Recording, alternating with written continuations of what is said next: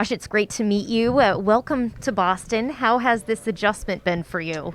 It's been good. It's been definitely different than anywhere I've lived, but no, it's been smooth. It's exceeded my expectations thus far.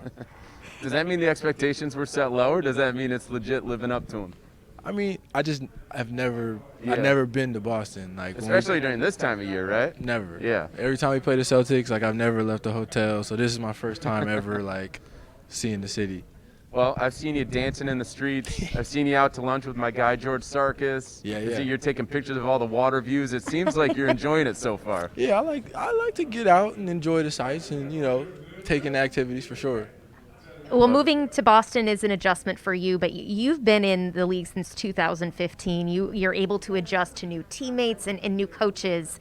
For you coming to the Celtics, what is the key for you adjusting now with the new guys and Ime? I know you previously knew him in Philly as well. Yeah, I worked with Ime in Philly. We got along very well there. I think that we think similarly. So yeah, like playing pickup with the guys, working out with the guys, it's kind of been an easy adjustment.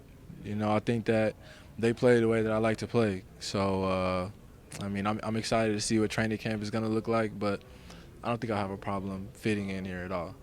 Speaking of which, the way that you like to play, you're a dog out there. And we all know that you love defense, you love to dig in. We got multiple players on the roster this year that love to do that. Marcus Smart, Dennis Schroeder. What do you think that you guys are going to be able to accomplish defensively when you've got you guys on the perimeter and then you got some backstops like Al Horford and Rob Williams standing back there to block shots?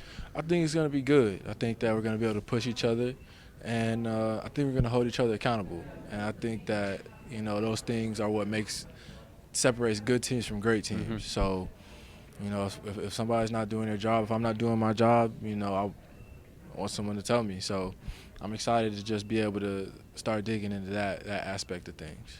For you in particular, obviously it's your third team in the last few years. The last couple, other people on the outside are saying that maybe it just wasn't the right fit for you with the rosters that were there. What's your reaction to that talk? And then how do you feel like you fit in on this team in particular? I mean, everybody has different opinions about everything, and everywhere is not going to be the best fit.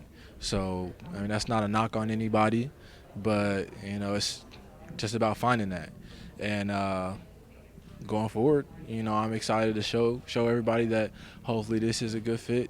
But I've known a few of these guys for a few years. I know how they like to play, just from even matching up with them. So I think that I'll be able to kind of accentuate some other guys' strengths and maybe play to mine too.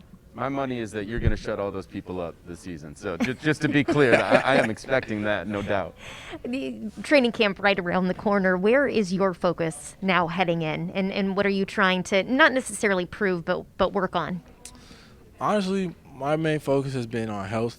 I think that, being durable in this league is a big thing. And the teams that are able to stay healthy are the teams that, are going to win the most games. So I feel good going into it, and it looks like everybody else pretty much does. But, on the court, I'd probably just say leadership and being vocal.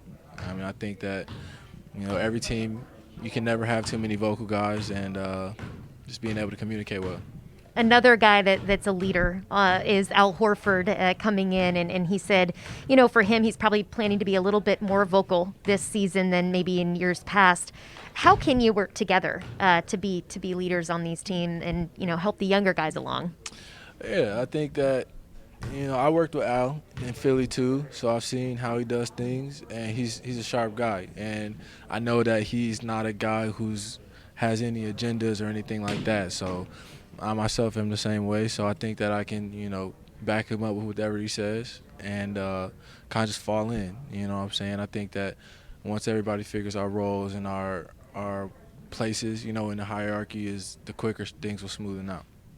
Josh, you've got some great context about being around the league, playing around some great players. You've been alongside some great ones during your time in the league. One of them last year was Luka Doncic. Yeah. Now you're going to be alongside Jason Tatum, two top 15, arguably top 10 players in the league.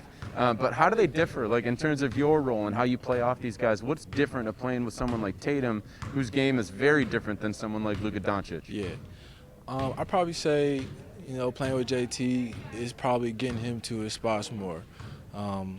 I think that, Luka is very ball dominant, so Luka can kind of get his wherever, and it's kind of, get in where you fit in with Luka, because, he can do whatever, and it's so tough to guard that.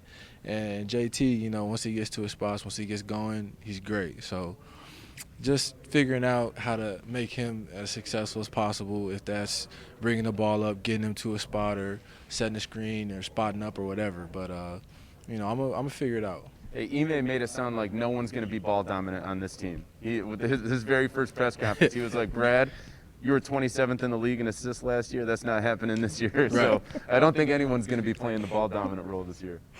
We have some fans writing in questions. We have one. Josh, reflecting on last season, what are you looking to improve on in order to help this Celtics team?